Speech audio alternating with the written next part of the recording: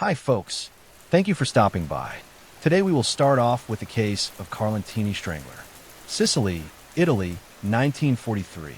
The sun over Sicily in the summer of 1943 did not bring the usual warmth of a Mediterranean paradise.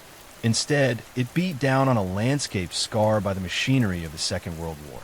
Operation Husky, the Allied invasion of Sicily, had turned the island into a chaotic theater of dust, heat, and artillery fire. In the small, ancient town of Carlentini, perched on a hill overlooking the Catania Plain, the residents were living in a state of suspended animation. They were caught between the retreating German forces and the advancing British Eighth Army. In times of war, the value of a single life often becomes tragically diluted by the sheer scale of the surrounding carnage. When shells are falling and the horizon is orange with fire, a missing person is often written off as a casualty of the front lines. But in Carlentini, a darkness was taking root that had nothing to do with the uniforms of the soldiers or the ideologies of the generals. It was a predatory, intimate kind of violence, one that thrived in the shadows of the very liberation the townspeople prayed for. It began with the women. Specifically, the women who were left to navigate the wreckage of their town alone while their husbands and sons were off fighting on distant fronts. The first disappearance barely registered as a crime to the overstretched local authorities. Amidst the displacement of thousands, a woman failing to return home from the fields or a market trip was often assumed to have fled to a neighboring village or been caught in a skirmish. But as July bled into August, a pattern emerged that the local carabinieri could no longer ignore. These weren't victims of stray bullets or collapsing buildings. These were women who seemed to vanish into thin air within the town's own narrow, cobblestone outskirts. The atmosphere in Carlentini shifted from the external fear of the war to an internal, suffocating paranoia. The Strangler was a whisper before he was a headline. The bodies, when they were finally discovered, told a story far more gruesome than the quick death of a battlefield. They were found in the rocky crevices and olive groves surrounding the town. They hadn't been robbed. They hadn't been caught in crossfire. They had been hunted. The killer's method was chillingly consistent. He didn't use a weapon. He used his hands. Each victim bore the unmistakable, violent marks of manual strangulation, a signature of someone who wanted to feel the life leave the body. In a town already gripped by the terror of aerial bombardment, the realization that a monster was walking among them, perhaps even sharing their bread in the bread lines, was almost too much to bear. British military police, working alongside the local Italian police, began to investigate, but the chaos of the occupation made traditional detective work nearly impossible. Records were destroyed, witnesses were terrified, and the town was flooded with refugees and soldiers from a dozen different nations. However, the killer made a mistake. He grew bold. He began to believe that the fog of war was an impenetrable cloak. The breakthrough came through the bravery of a woman who didn't become a statistic. In late August, a young woman was approached by a man near the edge of town. He was unassuming, a local face, someone who didn't stand out, which was precisely why he was so dangerous. He attempted to lure her toward a secluded area, using the guise of needing help or offering food, a precious commodity in those days. When his intentions turned violent, she fought back with a ferocity he hadn't anticipated. She escaped, and though she was traumatized, she was able to provide a description that didn't point to a wandering soldier or a foreign invader. It pointed to one of their own. The investigation began to center on a man named Giuseppe Ganci. To his neighbors, Ganci was a non-entity. He was a laborer, a man who moved through the world without leaving much of an impression. But as the police began to dig into his movements, the unassuming facade crumbled. They found that Ganci had been present in the vicinity of every disappearance. More damningly, when they searched the areas where he spent his time, they found trophies, small personal items belonging to the missing women. The interrogation of Giuseppe Ganci was a descent into a specific kind of madness. In the height of a global conflict where millions were dying for causes, Ganci was killing for a dark, private satisfaction. He didn't have a grand motive. He didn't have a political grievance. He was a man who found that the collapse of social order provided the perfect laboratory for his impulses. He confessed to the murders, describing the acts with a detachment that horrified even the seasoned investigators who had seen the worst of the Sicilian campaign. He admitted to stalking his victims, choosing women who were vulnerable and isolated by the circumstances of the war. He would approach them with a helpful demeanor, wait for the moment their guard dropped, and then turn into the predator the town had come to fear. He described the act of strangulation not as a means to an end, but as the end itself. The trial of the Carlentini Strangler took place against a backdrop of a country trying to rebuild itself from the ruins of fascism. It was a swift proceeding.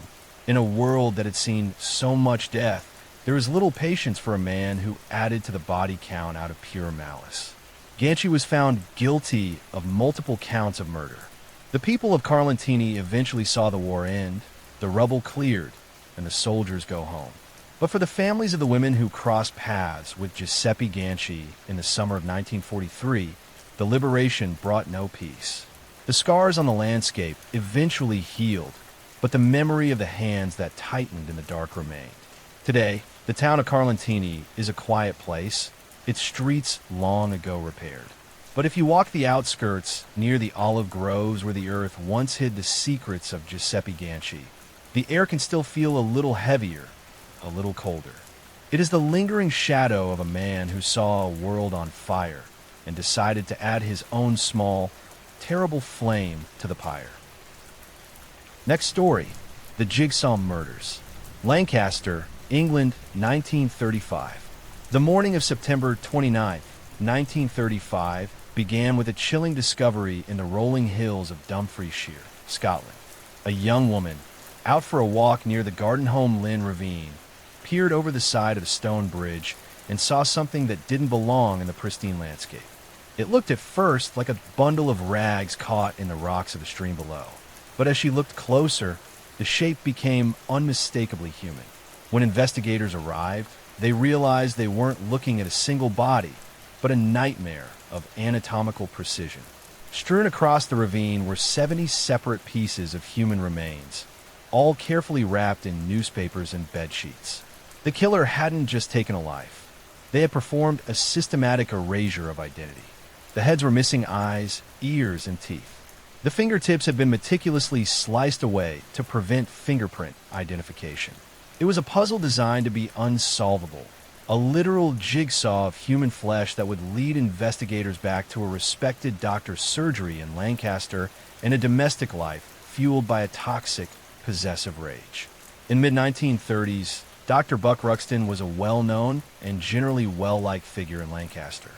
Born in India as Bhaskar Sengupta, he had moved to England, changed his name, and established a successful medical practice at 2 Dalton Square. He was known for his kindness to the poor, often waiving his fees for patients who couldn't afford them. To the outside world, he was the embodiment of professional success and middle-class stability. But behind the heavy doors of Dalton Square, the atmosphere was far more volatile.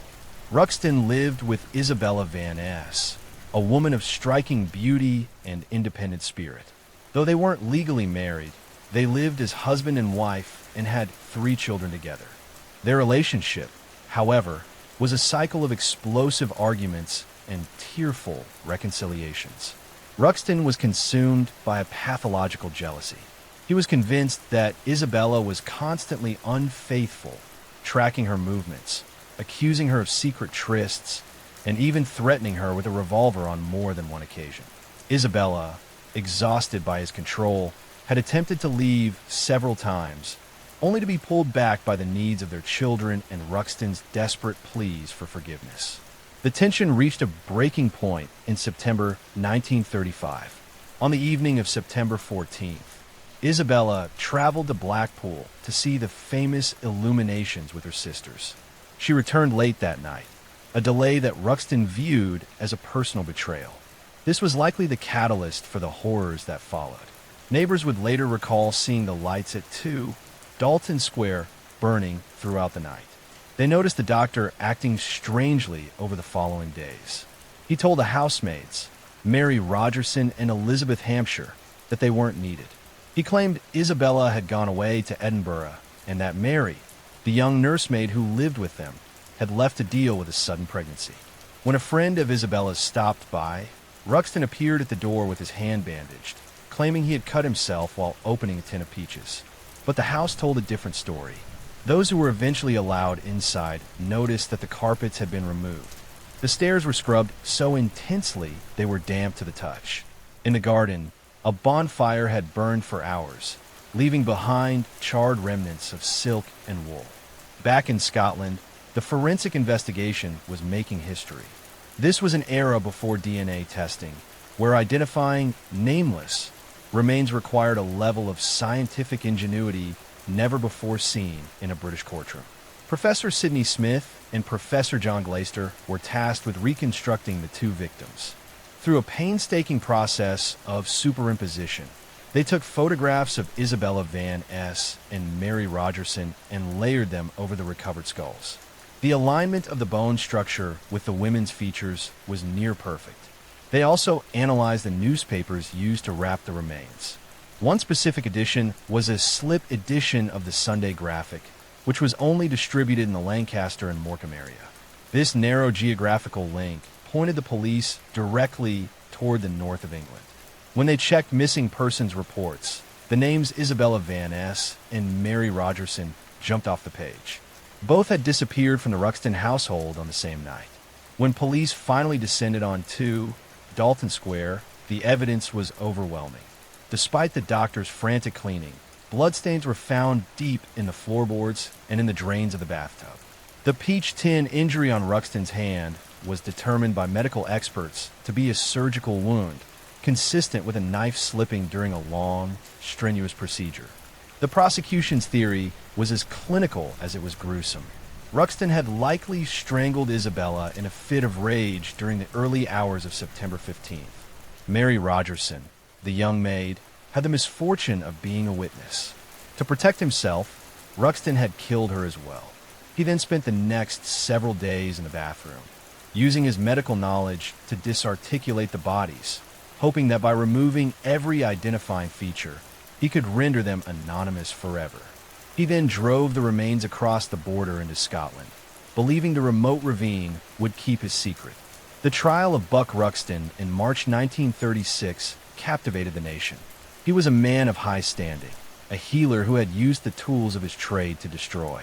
Ruxton maintained his innocence on the stand, weeping and portraying himself as a victim of Isabella's supposed infidelities.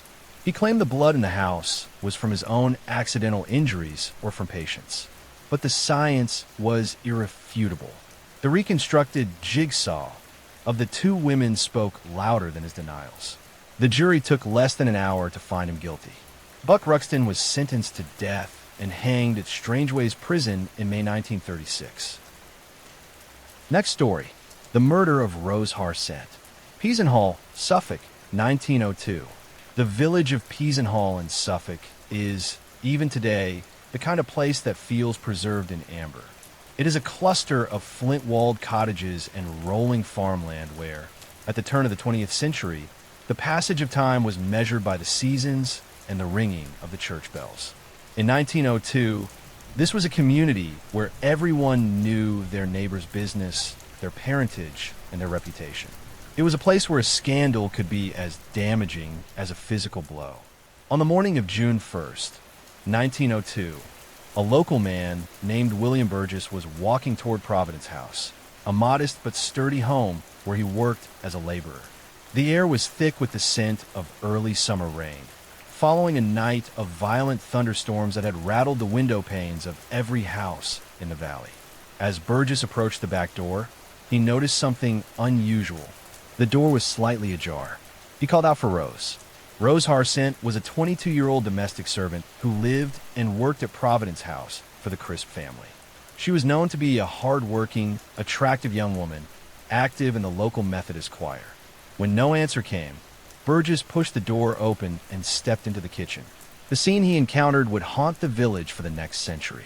At the foot of the stairs leading to her bedroom, Rose Harsent lay dead. She was dressed only in her nightgown. Her throat had been cut with such precision and force that she was nearly decapitated. There were further wounds to her body, and it was immediately apparent that she had fought for her life. Strangely, amidst the horror, there was a broken medicine bottle lying near her head, and the faint, medicinal smell of carbolic acid hung in the air, mixing with the metallic tang of blood. The local police were summoned, and as they began their investigation, the idyllic facade of Piesenhall began to crumble. It didn't take long for the authorities to realize that Rose Harsent had been living a double life. In the drawers of her room, investigators found a collection of letters. They weren't the innocent correspondence of a young girl. They were passionate, clandestine, and deeply incriminating. The letters pointed directly to one man, William Gardner. Gardner was not a drifter or a known criminal. He was a pillar of the community. He was a foreman at the local drill works, a married man with 6 children, and a prominent member of the same Methodist chapel where Rose sang. He was a man who projected an image of stern, unshakable morality. But the letters suggested a dark, obsessive connection between the 35-year-old deacon and the young servant. The scandal hadn't actually started with the murder.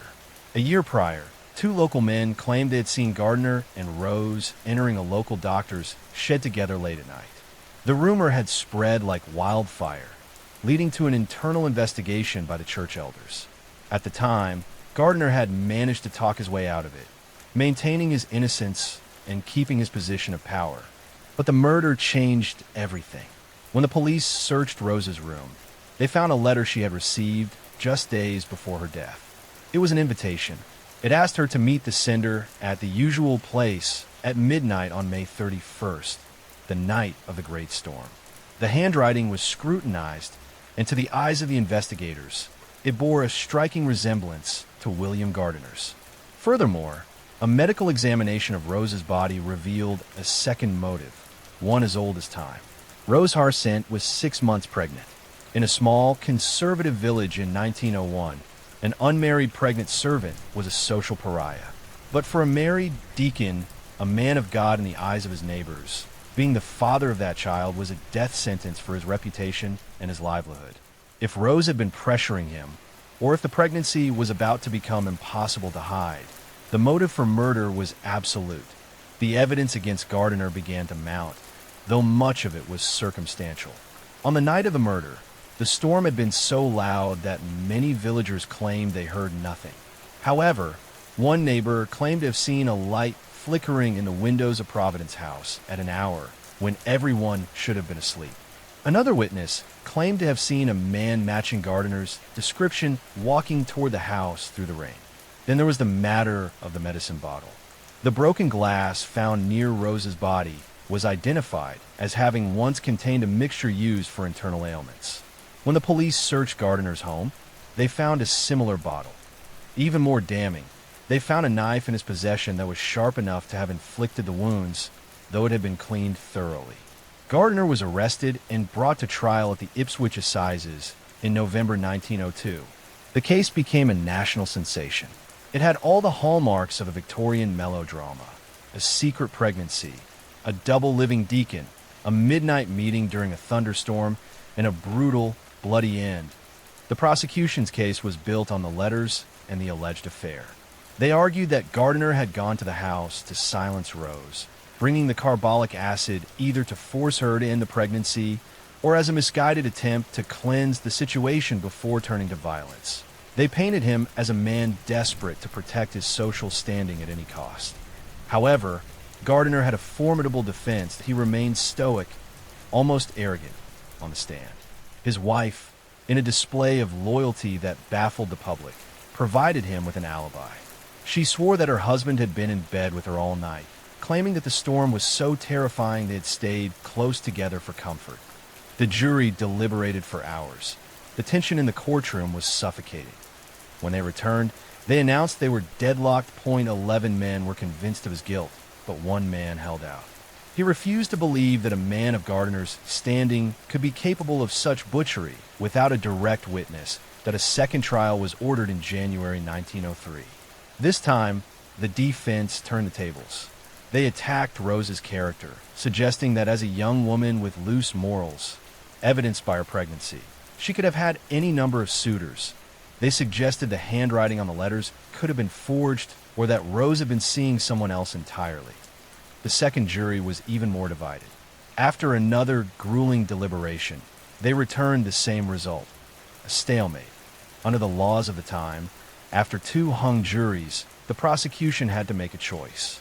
Seeing that a conviction was becoming increasingly unlikely in the face of such polarized public opinion, they entered a formal notice of dismissal, declaring that they would not proceed with the charges. William Gardiner walked out of the court a free man, but he was a man without a home. The village of Peasenhall, once his kingdom, was now a place of whispers and sidelong glances. He and his family eventually packed their belongings and disappeared, changing their names and moving to South London to start a new life in obscurity. The mystery of Rose Harsent, however, refused to disappear. For over 100 years, historians and amateur sleuths have picked over the bones of the case. Was it Gardiner? The evidence of the letters and the motive of the pregnancy seem overwhelming. Yet, some point to the lack of blood found on his clothing, that if he had committed such a visceral, close-quarters murder, he should have been drenched. Could he have committed the act naked, as some theorists suggest, washing himself in the rain before returning home? Others look toward a different suspect, the village idiot or a jealous, unknown suitor. There was even a theory involving the Crisp family themselves, the owners of the house, though no evidence ever supported it. The most haunting detail remains the broken bottle of carbolic acid. In those days, carbolic acid was sometimes used in desperate, dangerous attempts to induce a miscarriage. It raises the question, did Rose invite someone there to help her? Did a botched attempt at a medical intervention turn into a panic murder? Or was the acid brought by someone who intended to poison her, only to find that Steele was more certain? Today, Rose Harsent lies in the Peasenhall churchyard. Her gravestone is simple, providing no hint of the violence that ended her life or the scandal that rocked the nation. Providence House still stands, a quiet residence on a quiet street. Next story, the disappearance of Victor Grayson. London, England, 1920. The rain in London has a way of swallowing secrets, turning the cobblestone streets into slick, dark mirrors that reflect only what the city wants you to see. On the evening of October 29th, 1920, a man stepped out of a taxi and into the misty gloom of the Thames embankment. He was a man of immense talent, a firebrand orator who had once shaken the very foundations of the British establishment.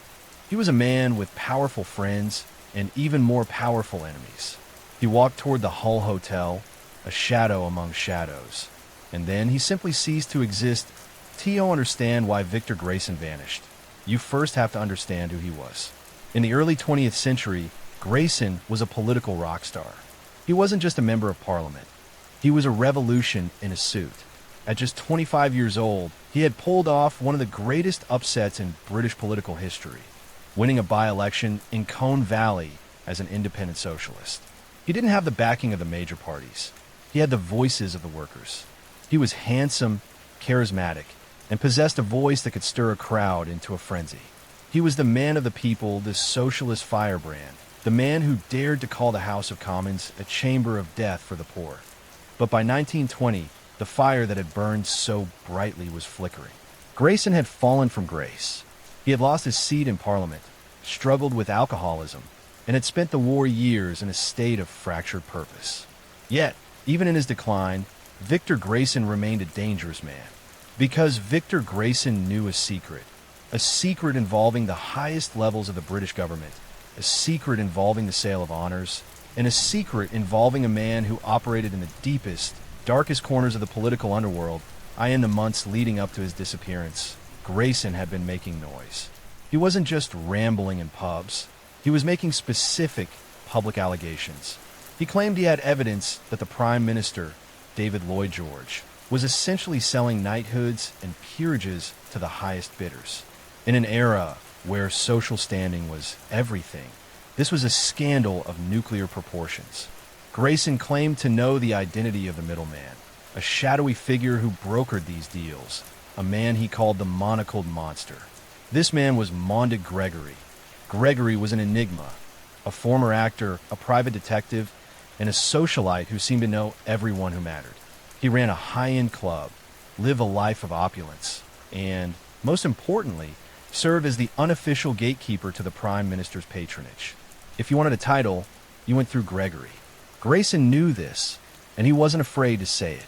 At a public meeting in 1918, Grayson pointedly remarked that the monocled monster was the most dangerous man in London.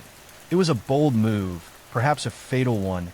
As 1920 progressed, Grayson's behavior became increasingly erratic, yet he seemed driven by a singular mission to expose this corruption. He told friends he was being followed. He claimed his mail was being intercepted. He grew paranoid, and perhaps for good reason. On that final October evening, Grayson was drinking with friends at a club in the West End. He received a telephone call, a brief, mysterious conversation that changed his entire demeanor. He told his companions he had to go. He didn't say where, only that he had important business to attend to. He hailed a taxi and directed the driver to the Hull Hotel on the Strand. A witness, a casual acquaintance, claimed to have seen Grayson getting out of the cab. He looked tense, focused. He walked toward the entrance of the hotel, and that was the last time anyone who knew him ever saw him again. The initial reaction to his disappearance was strangely muted. Grayson was known for his vanishing acts, brief periods where he would go on benders or retreat from public life to deal with his demons. His friends and family waited, expecting a telegram or a sudden reappearance in a local tavern. But days turned into weeks, and weeks into months. The silence from Victor Grayson became deafening. When the investigation finally began, it was hampered by a lack of evidence, and, some would say, a lack of will. The police found no sign of him at the Hull Hotel. No one remembered him checking in. His bank accounts remained untouched. His belongings were left behind in his lodgings. It was as if he had stepped through a door into another dimension. The theories began to swirl almost immediately. The most obvious, and perhaps the most chilling, was that he had been silenced. Grayson was a man on the verge of blowing the whistle on a massive government corruption scheme.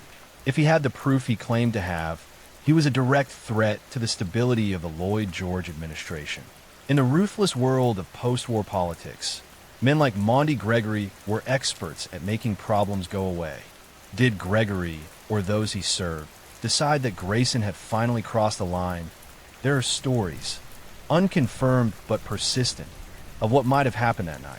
One theory suggests that Grayson wasn't going to the hotel to sleep, but to meet someone. Some believe he was lured there under the guise of receiving the evidence he needed, only to be intercepted and spirited away. There were whispers of a boat waiting on the Thames, a quick trip downriver, and a body weighted down in the cold, gray water where it would never be found. Another theory, less sinister but equally tragic, suggests that Grayson simply broke. The pressure of his fading career, his battle with the bottle, and the weight of the secrets he carried might have driven him to walk away from it all. Some claim to have seen him in the years following his disappearance, in New Zealand, in Australia, or living under an assumed name in the English countryside. One persistent rumor suggested he had been seen in a pub in the 1930s, looking aged and broken, refusing to acknowledge his past life. But these sightings were never verified. For every sighting of Victor Grayson, there was a counter-argument that it was merely a look-alike or a product of wishful thinking. The man who had once commanded the attention of the nation had become a ghost story. The role of Monty Gregory in this mystery cannot be overstated. Gregory's own life eventually spiraled into scandal. In 1932, he was finally prosecuted for his role in the sale of honors, the very crime Grayson had accused him of a decade earlier. During his trial, Gregory remained tight-lipped, never mentioning Grayson, never revealing the extent of his operations. He died in 1941 in Nazi-occupied France, taking his secrets to the grave. But the shadow he cast over the Grayson case remains. Was Grayson a victim of foul play, or a victim of his own fractured mind? If he was murdered, who gave the order? Was it a state-sanctioned hit to protect the Prime Minister, or a private act of vengeance by a man like Gregory, who saw his empire being threatened? There is also the possibility of a third way. Some researchers suggest that Grayson wasn't killed, but retired. They speculate that he might have been bribed or intimidated into silence, given a new identity and a one-way ticket out of England.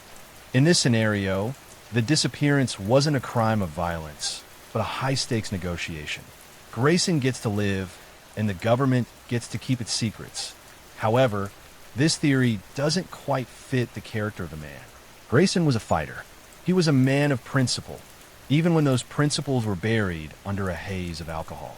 It's hard to imagine him taking hush money from the very people he spent his life fighting. As the years turned into decades, the file on Victor Grayson grew cold. The people who knew him passed away, the political landscape shifted, and the socialist firebrand became a footnote in history books. Yet, the mystery of his disappearance remains one of the most intriguing cold cases in British history. It's a story that sits at the intersection of politics, corruption, and the unexplained. In the 1970s, a renewed interest in the case brought some new information to light. A journalist named Donald McCormick claimed to have found evidence that Grayson had been living in a house in Kent under the name Vane long after 1920. McCormick suggested that Grayson had been under the protection of the British intelligence services. But again, the evidence was circumstantial, and many historians have since questioned the validity of McCormick's findings. What we are left with is a man who walked into the fog and never walked out. We are left with the image of a taxi pulling away from the Thames embankment, leaving behind a man who knew too much. Victor Grayson's disappearance wasn't just the loss of a person. It was the silencing of a voice that spoke for those who had none, that if he was murdered, his body likely rests somewhere in the silt of the Thames, a silent witness to the corruption he tried to expose. If he ran away, he spent the rest of his life in the ultimate prison, anonymity. The case of Victor Grayson serves as a haunting reminder of the lengths to which power will go to preserve itself. It's a tale of a man who flew too close to the sun, not out of hubris, but out of a desperate desire for justice. And as the rain continues to fall on the streets of London, the secret of what happened that night in October 1920 remains locked away, reflected only in the dark, slick mirrors of the city's memory. Victor Grayson was 25 when he changed the world, and 39 when the world changed him into a ghost. Whether he was a martyr or a fugitive, his story remains unfinished, a puzzle with the most important piece missing. The man of the people is gone, but the questions he raised and the shadows he stepped into continue to linger, waiting for a light that may never come. The Thames keeps its secrets well. It has seen empires rise and fall, and it has seen men of great consequence vanish without a trace. Somewhere in its depths, or perhaps in a dusty archive or a forgotten grave, the truth about Victor Grayson lies waiting. Until then, he remains the politician who disappeared, a reminder that in the game of power, the most dangerous thing you can possess is the truth. Next story, the murder of Caroline Lewis. Item, Kent, 1908. The summer of 1908 in the English countryside was one of stifling heat and deceptive stillness. In the small, affluent village of Ightham, nestled in the heart of Kent, life moved at a pace that hadn't changed much in centuries. This was a place of rolling hills, ancient stone churches, and grand estates where the social hierarchy was as firm as the foundations of the manor houses. Among the most respected residents were Major General Charles Edward Lewis and his wife, Caroline Mary Lewis. At 69 years old, the general was a man of impeccable standing, a retired military officer with a distinguished career. Caroline, 58, was known for her kindness, her devotion to her husband, and her active role in the local community. They lived at Ightham Knoll, a beautiful, sprawling home that looked like the very picture of Edwardian peace. On the afternoon of Monday, August 24th, the couple decided to take advantage of the lingering summer warmth. At around 2:30 p.m., they set out together for a walk, accompanied by their 2 wagging Irish terriers. Their plan was simple. They would walk together to a nearby spot known as Fishponds Woods, where the general would then leave Caroline to retrieve his golf clubs from the Ightham Golf Club, about a mile away. Caroline intended to turn back and return home in time to prepare for a guest they were expecting for tea. At the wicket gate leading into the dense canopy of the woods, they parted ways. The general gave a wave, watched his wife head down the shaded path, and began his brisk walk toward the club. It was the last time he would see her alive. The general arrived at the golf club, chatted briefly with the professional there, collected his clubs, and headed back. He arrived home at Item Knoll at approximately 4:30 p.m., expecting to find Caroline in the drawing room, perhaps already pouring tea for their guest, Mrs. Wickham. But when he entered, the house was strangely quiet. Mrs. Wickham arrived shortly after, but Caroline was nowhere to be found. At first, there was no alarm, only confusion. Perhaps she had been caught up in the beauty of the afternoon, or maybe she had stopped to speak with a neighbor. But as the minutes ticked by and the shadows grew longer over the garden, a cold knot of dread began to form in the general's stomach. By 5:15 p.m., he could no longer sit still. He apologized to his guest and set out back toward the woods, retracing the steps they had taken only hours before. He called her name into the deepening twilight of the trees. The woods were thick with ferns and heavy undergrowth, the air humming with the sound of insects. He reached a small, secluded summer house, a rustic wooden structure known as the casa, where they often rested. The door was open. Inside, lying on the floor in a pool of blood that had already begun to darken, was Caroline. The scene was horrific, a jarring contrast to the pastoral beauty of the Kentish landscape. Caroline had been struck twice in the head with a heavy object and then shot behind the right ear.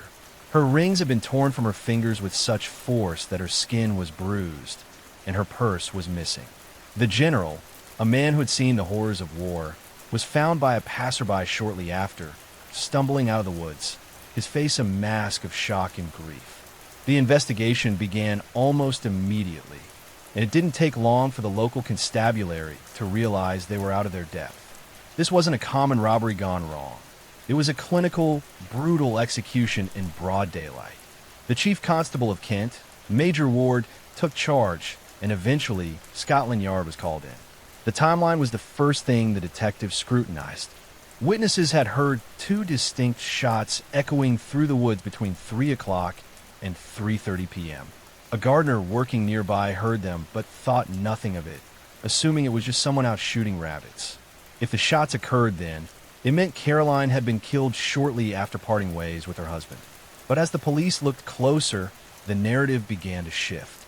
In any high-profile murder, the public develops a voracious appetite for a villain, and in the absence of a clear stranger lurking in the bushes, their eyes turned toward the man who found her. The general's account was meticulously checked. He had been at the golf club. He had spoken to witnesses. But the distance between the club and the murder site was short enough that a fit man, which the general was, could have theoretically made the trip, committed the act, and returned. The motive, however, was non-existent. By all accounts, the Lewids were a devoted couple. There were no whispers of infidelity, no secret debts, no history of domestic strife. Yet, the gossip mill of Item began to grind. It started as a whisper in the village pubs and grew into a roar in the national tabloids. Anonymous letters began to arrive at Item Knoll, dozens, then hundreds of them. They were filled with venom, accusing the general of the most heinous crimes, calling him a murderer and a coward. The letters didn't stop at the murder. They attacked his character, his military record, and his very soul. The physical evidence at the scene provided more questions than answers. The weapon used to strike her was never found. The gun used for the final shot was a small caliber pistol, possibly a .32. General Lewid owned several firearms, but none matched the ballistics and none appeared to have been recently fired. The robbery aspect also felt performative to some. While her rings were gone, other valuables were left untouched. Was the theft a genuine motive or a clumsy attempt to make a targeted killing look like a random mugging? Detectives looked into local tramps and seasonal laborers who frequented the area, but no one could be linked to the crime. As the weeks passed, the weight of the public suspicion became a physical burden on Charles Lewid. He was a man of the old world, a man for whom honor was not just a word but a way of life. To be accused of the murder of the woman he loved, not just by the law but by the entire country, was more than he could endure. He stayed with a friend, Colonel Ward, hoping to escape the prying eyes and the constant stream of hate mail. On the morning of September 17th, just 3 weeks after Caroline's death, the general made a final decision. He wrote several letters to his son, to his friends, and to the coroner. He stated clearly that he was innocent, but that the loss of his wife and the vile slanders of the public had made life unlivable. He walked to a nearby railway line, waited for the express train to London, and stepped into its path. The general's death sent a shockwave through England. Suddenly, the public's tune changed. The man they had been hounding was now a tragic figure, a victim of a trial by gossip. The anonymous letters, once seen as the voice of the people, were now viewed as the weapons of cowards. With the general gone, the investigation into Caroline's murder effectively stalled. However, a few months later, a potential lead emerged that would haunt the case for decades. A man named John Dickman was arrested for a different murder, the killing of a man on a train in Newcastle. During the investigation into Dickman, it was discovered that he had a history of forgery and had actually written to General Lewis shortly before the murder, asking for money under the guise of being a struggling veteran. Dickman was a desperate man, a gambler who was deeply in debt. Some theorists believe he may have traveled to Kent to confront the general for money, encountered Caroline instead, and killed her when she refused him or recognized him as a fraud. The timeline is tight, and the evidence is circumstantial at best, but Dickman remains the only viable other suspect in the history of the case. He was eventually hanged for the Newcastle murder, taking whatever secrets he had to the grave. The tragedy of the Lewis case lies in its double loss. It wasn't just the brutal death of a kind woman in a quiet wood. It was the systematic destruction of a man's life by the society he had served. The casa in Fishponds Woods was eventually torn down, and the woods grew back over the paths the Lewis once walked. Even today, when you walk through the Kentish countryside near Idem, there is a lingering sense of that long-ago August afternoon. The case remains officially unsolved, a permanent stain on the history of the village. Was it a random act of violence by a passing predator? Was it a calculated robbery by someone who knew the couple's routine? Or was there a darker truth that the general took with him to the tracks? The letters that drove Charles Lewis to his death were never traced. The people who wrote them faded back into the anonymity of their lives, their hands clean of blood, but not of guilt. In the end, the Lewis case serves as a chilling reminder of how quickly a community can turn and how the truth can be buried not just by a killer, but by the weight of 1,000 whispers. Caroline and Charles Lewis are buried together in the churchyard of St. Peter's in Idem. Their headstone is simple, offering no clues to the violence that ended their lives or the scandal that followed. It stands as a silent witness to a mystery that, after more than a century, refuses to be forgotten. The quiet of the Kentish woods remains, but for those who know the story, the shadows between the trees are just a little bit deeper. The investigation had noted one final, chilling detail. In the pocket of Caroline's coat, they found a small piece of paper. It wasn't a note from a lover or a secret message. It was a list of things she needed to do for the upcoming week, errands to run, people to visit, a life that she fully expected to continue. Next story, the Wigwam murder. Surrey, England, 1942. The autumn of 1942 was a time of long shadows and muffled footsteps across the English countryside. Britain was a fortress, its hills and heaths crawling with soldiers from across the globe, all preparing for the eventual liberation of Europe. In the county of Surrey, specifically the rugged, scrub-filled terrain of Hanclay Common, the atmosphere was one of constant military drilling. But amidst the thunder of practice maneuvers and the smoke of training exercises, a much quieter, more intimate tragedy was unfolding, one that would eventually be known to the public as the Wigwam murder. It began on a crisp October afternoon when a group of Royal Marines were out on a routine exercise. As they navigated the sandy tracks and thick gorse of the common, one of the men noticed something unusual protruding from the earth. At first, it looked like a stray piece of wood or perhaps discarded gear, but as they drew closer, the grim reality became clear. It was a human hand, The authorities were summoned to a desolate patch of ground near a landmark known as the Devil's Punch Bowl. As investigators carefully brushed away the soil, they uncovered the body of a young woman. She had been buried in a shallow grave, her remains significantly decomposed, suggesting she had been there for several weeks. The nature of her injuries was immediately apparent. Her skull had been shattered by multiple heavy blows, and there were several wounds to her body that indicated a struggle. However, the most striking detail wasn't the body itself, but the environment surrounding it. Not far from the grave, investigators found two crude, hand-built shelters. These were wigwams in the most basic sense, structures made of branches, heather, and discarded canvas. It appeared that someone had been living out here in the wild, right under the noses of the military. The victim was eventually identified as 19-year-old Joan Pearlwolf. Joan was a girl who had lived a troubled, drifting life. She had a reputation for being army mad, often seen hanging around the various military camps that dotted the region. In the weeks leading up to her disappearance, she had been seen in the company of a French-Canadian soldier, a man whose heritage and appearance made him stand out in the rural English landscape. His name was Auguste Sangret. Sangret was a member of the Canadian Army stationed nearby. He was a man of mixed Cree and French descent, known for his survival skills and his ability to live off the land, skills he had clearly put to use on Hanklay Common.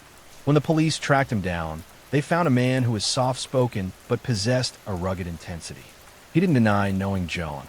In fact, he admitted they had been lovers. According to Sangret, he and Joan had met in a local pub and struck up a whirlwind romance. Because Joan was technically a runaway, and they had no place of their own, Sangret had used his woodsman skills to build those shelters on the common. For several weeks, they lived a primitive, secret life in the wigwams. Joan would wait for him while he performed his military duties, and he would bring her food and supplies at night. It was a strange, desperate domesticity played out against the backdrop of a world at war. But the story Sangret told was one of a romance that had simply faded away. He claimed that on the night of September 14th, they had an argument. He said Joan was unhappy with their living conditions and told him she was going to leave to find work or perhaps return to her family. He claimed he watched her walk away into the darkness of the common and never saw her again. The investigators, however, were not convinced. The forensic evidence began to tell a different story. When they searched the wigwam sites more thoroughly, they found a heavy, blood-stained stick hidden in the brush.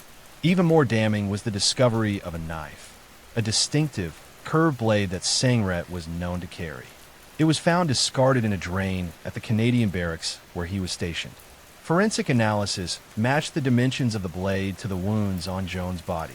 Perhaps the most haunting piece of evidence was a letter found among Joan's meager belongings. It was a draft she had written to Sangret, expressing her fears and her hopes. In it, she claimed she was pregnant.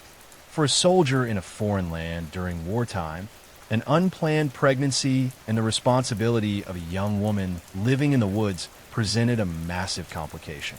The prosecution argued that Sangret, feeling trapped and fearing the military consequences of his illicit lifestyle, decided to end the problem permanently. The trial of Auguste Sangret became a national sensation. It was a case that sat at the intersection of wartime tension, clash of cultures, and a tragic, broken romance. The defense argued that the evidence was largely circumstantial. They pointed out that many soldiers frequented the common and that the area was essentially a public space despite the military presence. They suggested that Joan could have been intercepted by any number of strangers after she left Sangret that night. Sangret himself took the stand, maintaining his innocence with a quiet, stoic demeanor. He spoke of his affection for Joan and insisted he had no reason to harm her. He claimed the knife had been lost weeks before the murder, but his long, rambling statements to the police, some of the longest ever recorded in a British criminal case at the time, contained inconsistencies that the prosecution tore apart. He had spent hours detailing their life in the woods, but his timeline for the night of the disappearance didn't hold up under scrutiny. The jury deliberated for several hours. In the end, the physical evidence, the proximity of the body to the shelters he built, the forensic links to his weapon, and the motive of the pregnancy outweighed his protestations of innocence. August Sangret was found guilty of murder. Even as the verdict was read, there was a sense of unease. Many noted that Sangret didn't fit the mold of a cold-blooded killer. He seemed like a man out of time and place, a woodsman caught in the gears of a modern military machine and a legal system he didn't fully grasp. Despite an appeal and a petition for clemency, August Sangret was executed at Wandsworth Prison in April 1943. Next story, the Beatnik Killers, San Francisco and the California coast, 1961. The fog in San Francisco doesn't just roll in, it swallows. In 1961, that fog settled over a city in transition. The era of the Beat generation was winding down, and the summer of love was still years away.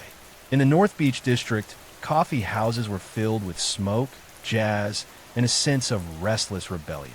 It was a place where people went to get lost, to reinvent themselves, or to hide. But in the late summer of that year, the dark corners of the city began to harbor something much more sinister than poetry and dissent. On an August afternoon, a young couple, 20-year-old Robert Silver and his 19-year-old fiancée, Linda Kay, were enjoying the scenic solitude of the California coastline. They had driven down to a secluded spot near Pescadero, south of San Francisco. It was the kind of place where you could listen to the Pacific crash against the jagged rocks and feel completely alone. They were planning a life together, a future that was supposed to begin in earnest just a few months away. As they sat in their parked car, the isolation they sought became their greatest vulnerability. Two men approached the vehicle. They didn't look like the clean-cut surfers or the weekend tourists usually found along shore. They looked haggard, dangerous, and out of place. One of them brandished a firearm. With a cold, practiced efficiency, the men forced their way into the car. They didn't want the vehicle, and they didn't just want the few dollars in Robert's wallet. They wanted control. Robert was forced into the trunk of his own car, his hands bound, the darkness of the small space closing in on him as he heard the engine roar to life. Inside the cabin, Linda was held at gunpoint. For hours, the car moved through the winding roads of the coast. For Robert, every turn was a terrifying unknown. For Linda, the nightmare was happening in real time. The men drove to a remote, wooded area near Half Moon Bay. When the car finally stopped, the silence of the woods was more deafening than the engine. The men dragged Robert from the trunk. Despite his pleas, despite the promise of a life just beginning, they showed no mercy. They shot him multiple times, leaving his body in the brush. Then, they turned their attention to Linda. They held her captive for hours, subjecting her to a series of harrowing ordeals before finally deciding her fate. They drove her to a different location, a steep embankment, and shot her as well. Miraculously, Linda survived. She lay still as the sound of the car faded into the distance. Clinging to life, she managed to crawl toward the road, driven by a desperate need to find help and a resolve to see the men who did this brought to justice. When she was finally found by a passing motorist, her story sent shockwaves through the Bay Area. The hunt for the men the press would soon dub the Beatnik Killers had begun. The description Linda provided was vivid. She spoke of two men who seemed to be living on the fringes of society. One was tall, with a thin face and a cold stare. The other was shorter, more erratic. They weren't just criminals. They seemed to be drifting through life with a total disregard for human value. The investigation led police deep into the underbelly of San Francisco's North Beach.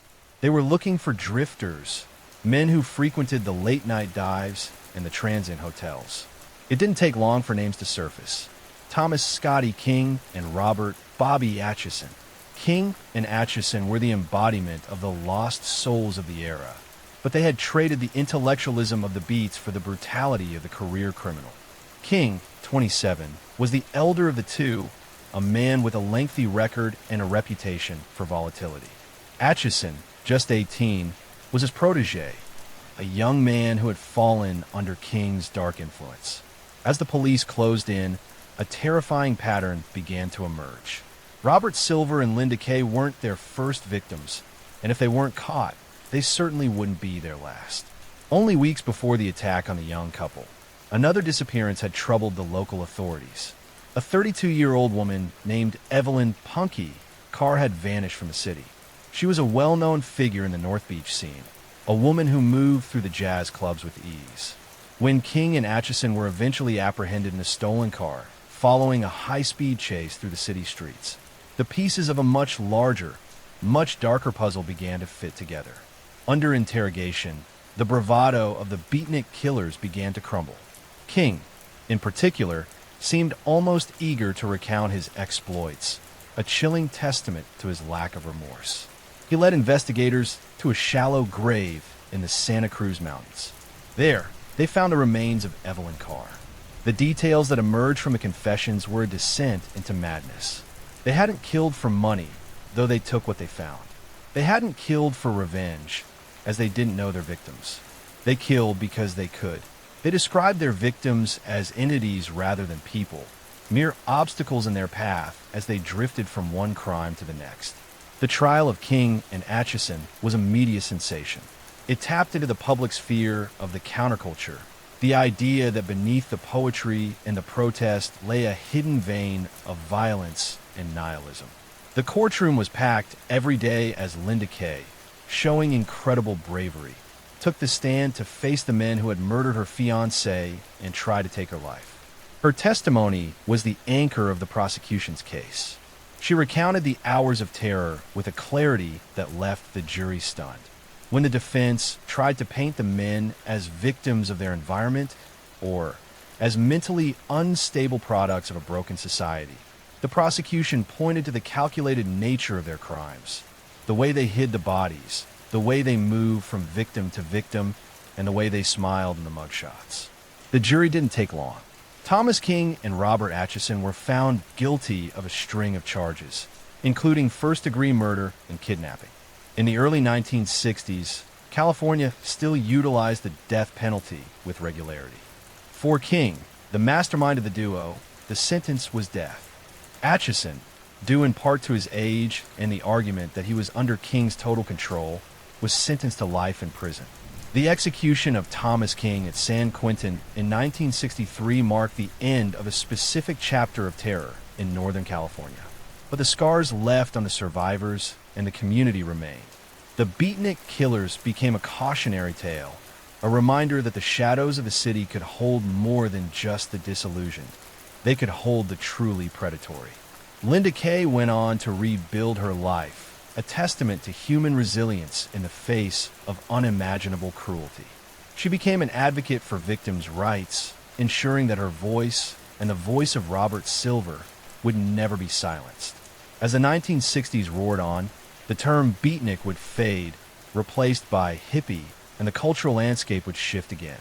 But for those who lived through that foggy summer of 1961, the memory of the two men who emerged from the mist to shatter a young couple's dreams would never truly fade. They were a reminder that sometimes there is no grand motive, no tragic backstory that justifies the act. There's only the darkness that some people choose to carry within them and the devastating wake they leave behind. Next story, the disappearance of Benjamin Bathurst. Perleberg, Prussia, 1809. In the late autumn of 1809, the map of Europe was being redrawn in blood. Napoleon Bonaparte was at the height of his powers, a colossus bestriding the continent, while Great Britain stood as his most stubborn and persistent adversary. In this atmosphere of high-stakes espionage and shifting alliances, men of diplomacy often moved like shadows through the fog of war. One such man was Benjamin Bathurst. At only 25 years old, Bathurst was a rising star in the British diplomatic service, a man possessed of a keen mind, a high-ranking family connection, and a secret mission that could alter the course of the Napoleonic Wars. Bathurst had been sent to the court of Emperor Francis II of Austria. His task was to encourage the Austrians to maintain their rebellion against the French, a mission that ended in frustration when Napoleon's forces crushed the Austrian resistance at the Battle of Wagram. With the subsequent Treaty of Schönbrunn, Bathurst found himself in a precarious position. He was a British envoy in territory that was rapidly falling under French influence. If he were captured, he would be a valuable pawn for Napoleon, or worse, He might simply disappear into the machinery of the French secret police. T.O. returned home to London. Bathurst had to navigate a continent that had become a labyrinth of hostile borders and French checkpoints. He chose a path north, aiming for the port of Hamburg, where he hoped to find a ship that would carry him across the North Sea to safety. For security, he traveled under an alias, the Merchant Coke, and was accompanied by a private secretary, Herr Kraus. They traveled in a heavy, well-appointed carriage, a vehicle that marked them as men of means even as they tried to blend into the mundane flow of trade and travel. By the time the sun began to set on November 25th, 1809, the carriage had reached the small Prussian town of Perleberg. It was a cold, damp evening, the kind of weather that clings to the bones and turns the roads into a slurry of mud. The travelers stopped at the White Swan, a local inn, to change horses and take a brief meal. Bathurst, however, was far from calm. Throughout the journey, he had been gripped by an increasing sense of paranoia.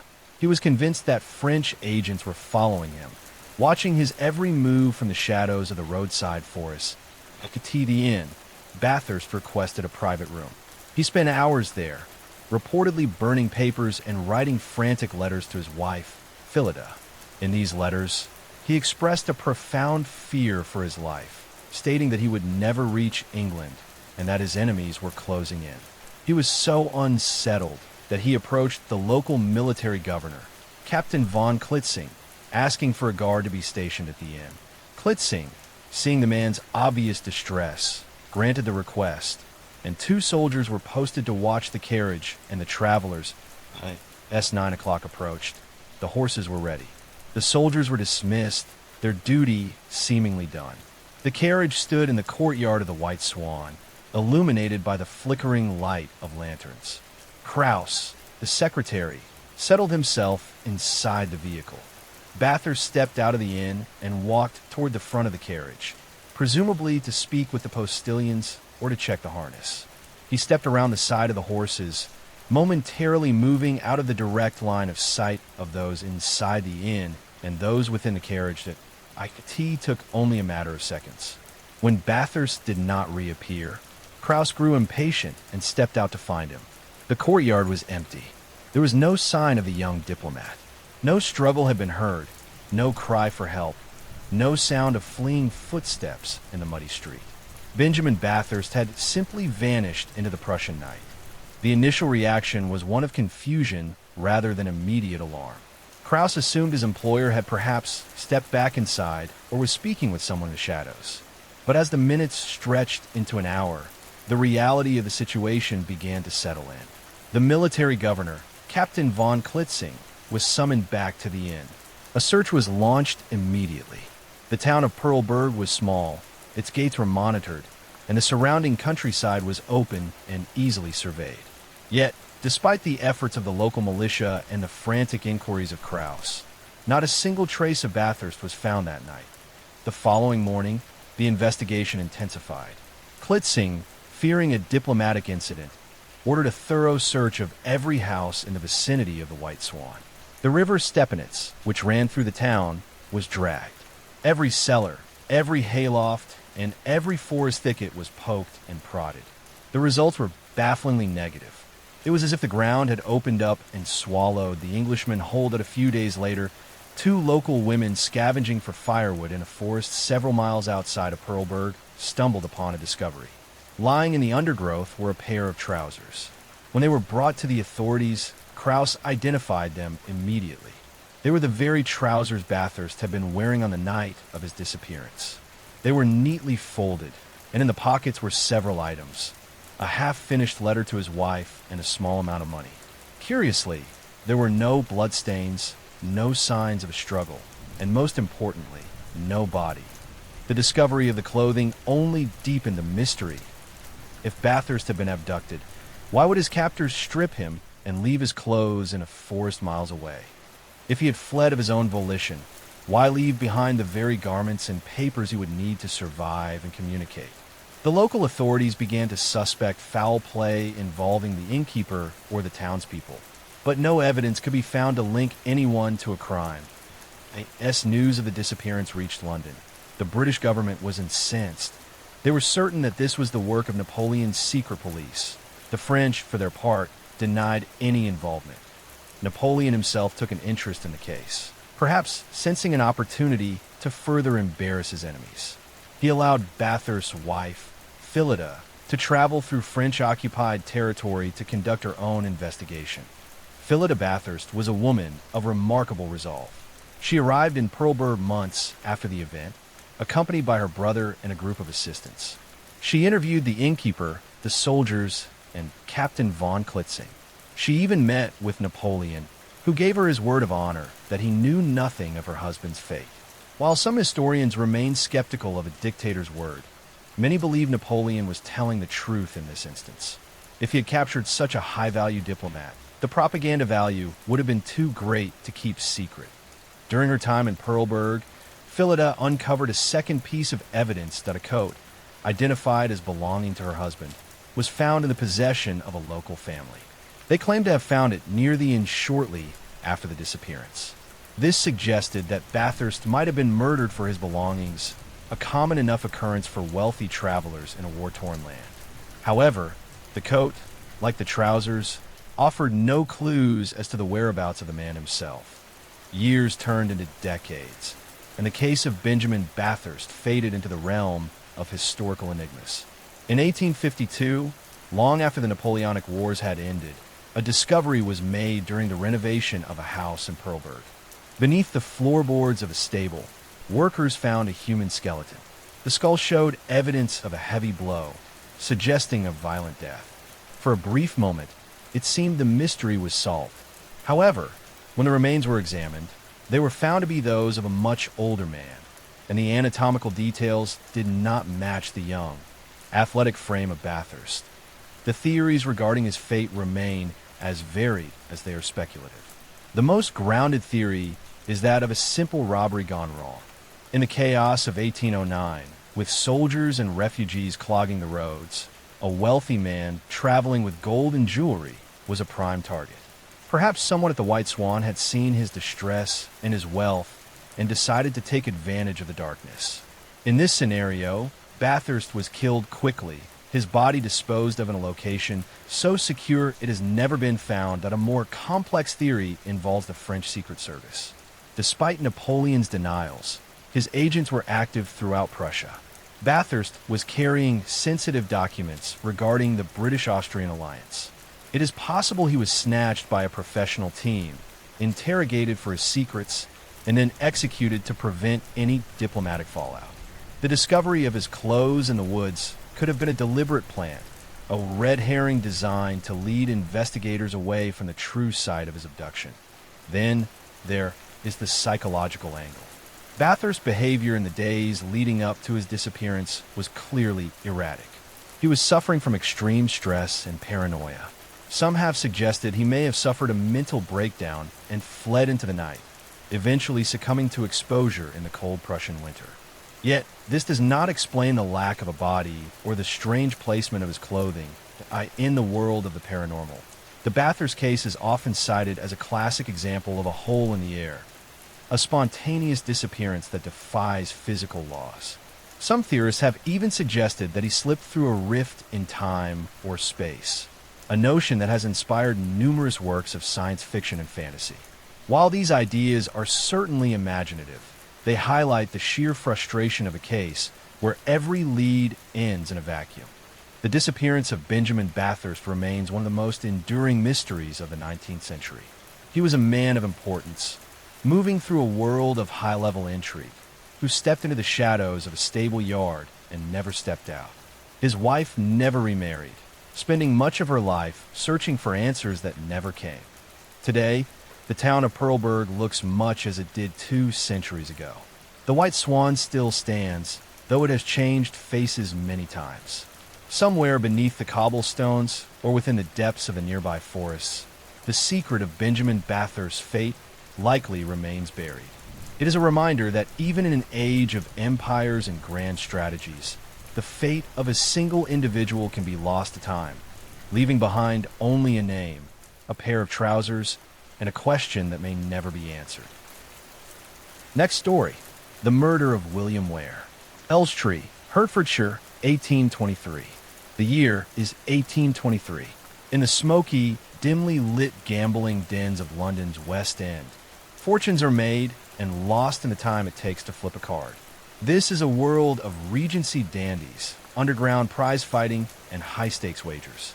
It is a world where a man's honor is supposedly his bond, but where the desperation of debt often leads to something much darker. Among the regulars in these circles is William Ware. He is a man of some means, a solicitor by trade, but a gambler by obsession.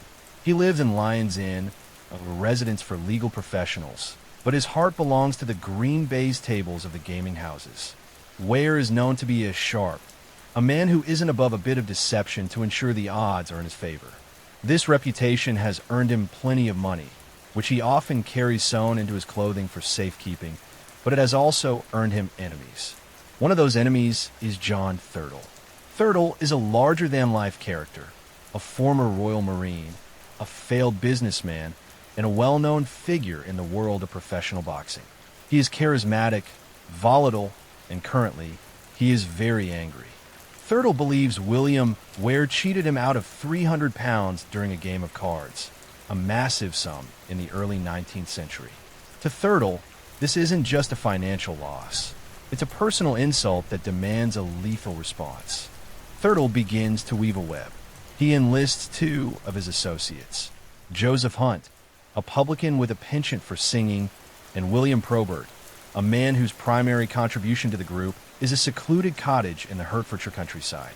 The plan is simple in its brutality. Thurtle will lure Ware out of the city under the guise of a weekend of shooting and gambling at Probert's home, Gills Hill Cottage. On the evening of Friday, October 24th, the trap is set.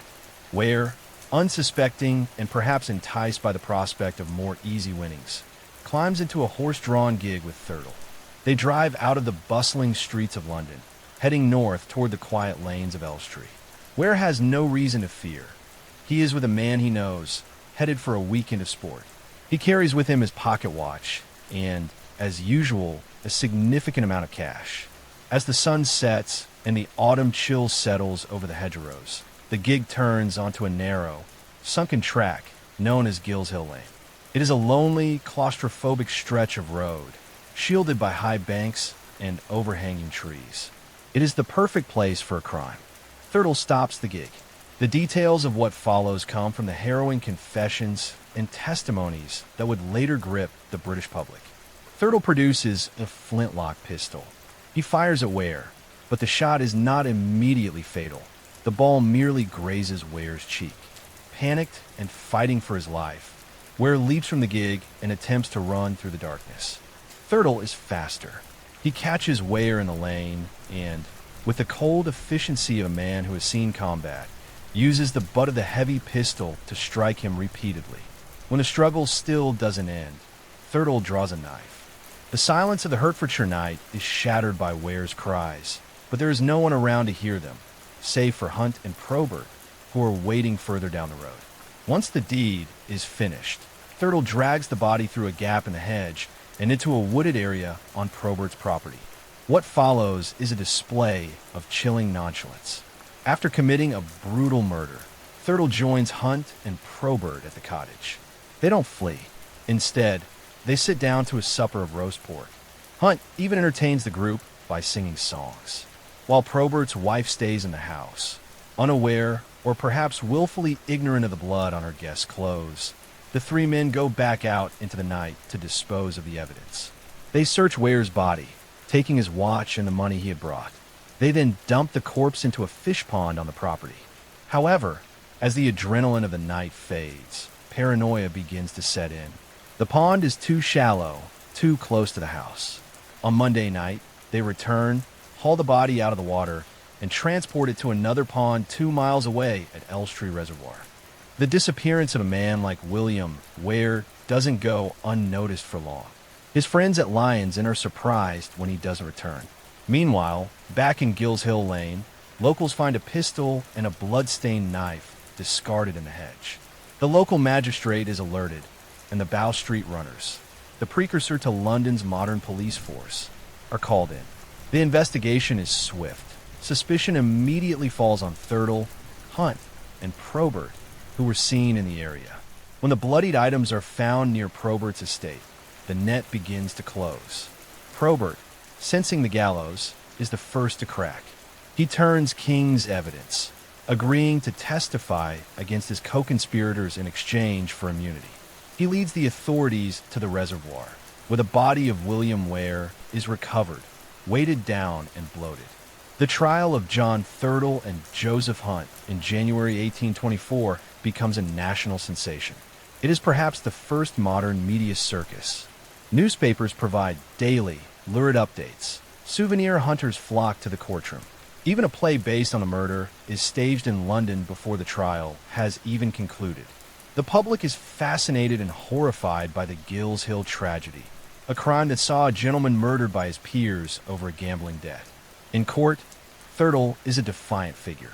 He represents himself, delivering a long, eloquent closing speech that attempts to paint him as a victim of circumstance and a man of misguided honor.